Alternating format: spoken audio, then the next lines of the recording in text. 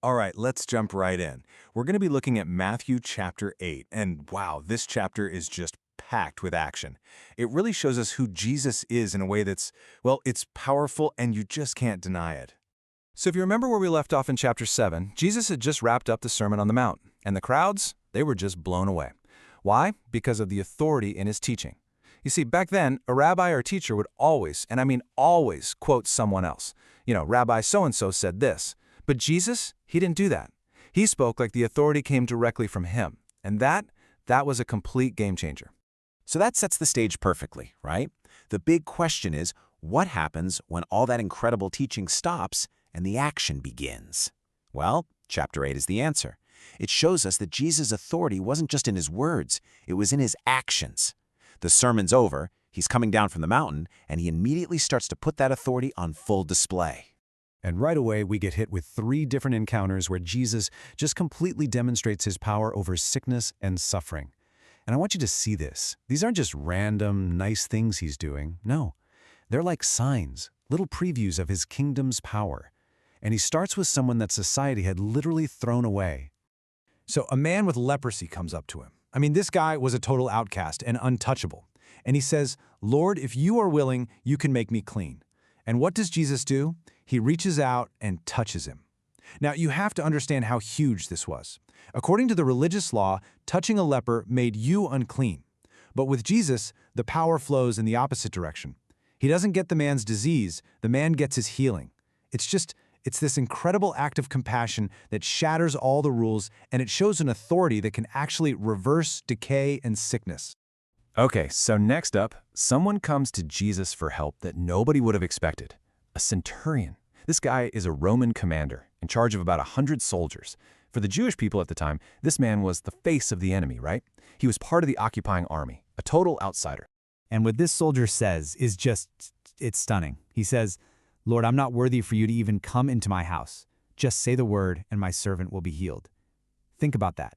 This guy gets it. He's a man under authority who also has authority over others. He understands the power of a command. He's basically saying, I know how this works. You don't need to be there in person. Your word is enough. He recognized that Jesus' authority was on a whole other level. And Jesus' reaction is incredible. He's literally amazed. He turns to the crowd and says, "I'm telling you, I haven't found faith like this in all of Israel." This is so important. This outsider, this Gentile soldier, had more faith than anyone Jesus had met among his own people. It's a huge moment that shows us it's not about where you come from or who your ancestors are. It's about faith. The third healing is a bit more personal. Jesus goes to Peter's house and finds his mother-in-law sick with a fever. He just touches her hand and boom, the fever is gone. And not just gone, she's immediately up and serving them. The healing is total and instant. And I love her response. It's not just, "Oh, thanks." It's immediate gratitude shown through action, through service. It's a great reminder for us, right? When we experience God's grace, our natural response should be to serve. So we've seen these incredible miracles. And as you can imagine, the crowds are starting to get really excited. People are buzzing. But then Jesus kind of hits the pause button. He sees all this enthusiasm and uses it as a moment to lay out what it really means to follow him. And spoiler alert, it's not all about seeing cool miracles. So one guy, a teacher of the law, comes up all excited and says, "Teacher, I'll follow you wherever you go." And Jesus' response is basically a reality check. He says, "Foxes have dens and birds have nests, but the Son of Man has no place to lay his head."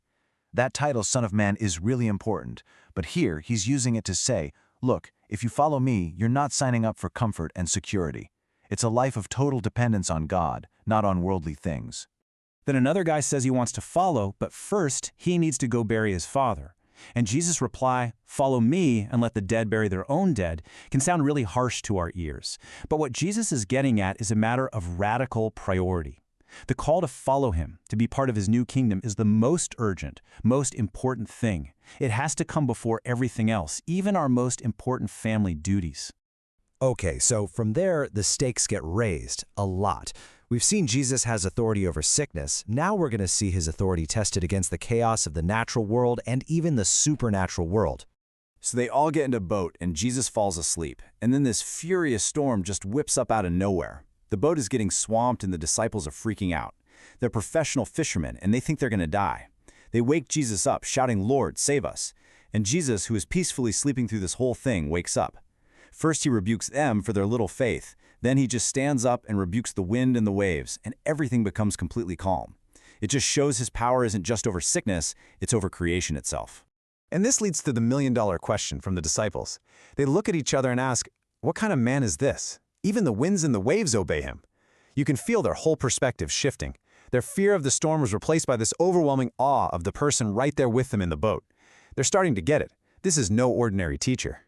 And then, right after that, they land on the other side and are met by two demon-possessed men who were so violent nobody could go near them. And what's so fascinating is the contrast. While the disciples are still trying to figure out who Jesus is, the demons know exactly who he is. They shout, "What do you want with us, Son of God?" They know his identity, they know his authority, and they know he has the power to judge them. It's kind of crazy, right? The demons have a better understanding of Jesus than his own followers do at this point. So this whole chapter builds to this final point. When you're faced with the kind of absolute authority Jesus has, you're forced to make a choice. You can't just be neutral or indifferent. And as we're about to see, not everybody responds with joy and faith. Just look at the different reactions we've seen. You have the centurion, who responds with this mind-blowing faith. You have the disciples, who respond with a mix of fear and awe. But then you have the townspeople from the area where the demons were cast out. When they hear what happened, that the two men are free, but that their whole herd of pigs ran off a cliff, they don't celebrate, they're scared. This power, this man, just disrupted their entire economy, and so they ask him to please just leave. And that's really what it all boils down to, isn't it? Jesus' power disrupts the way things are. It brings incredible healing and freedom for sure. But it also messes with our comfort, our finances, our priorities. It challenges the status quo. And when faced with that kind of disruption, everyone has to choose a response. There's really no middle ground. So this chapter isn't just a collection of cool stories. It's a demonstration of authority over sickness, over nature, and over the supernatural. And it forces us to ask ourselves the same question. If we were there, seeing all of this, how would we have responded? When we're truly confronted with who Jesus is and the authority he has, what's our choice going to be? Unwavering faith like the centurion? Awe and a little bit of fear like the disciples? Or will we be like the townspeople and ask him to leave because he makes us uncomfortable? It's a question we all have to answer.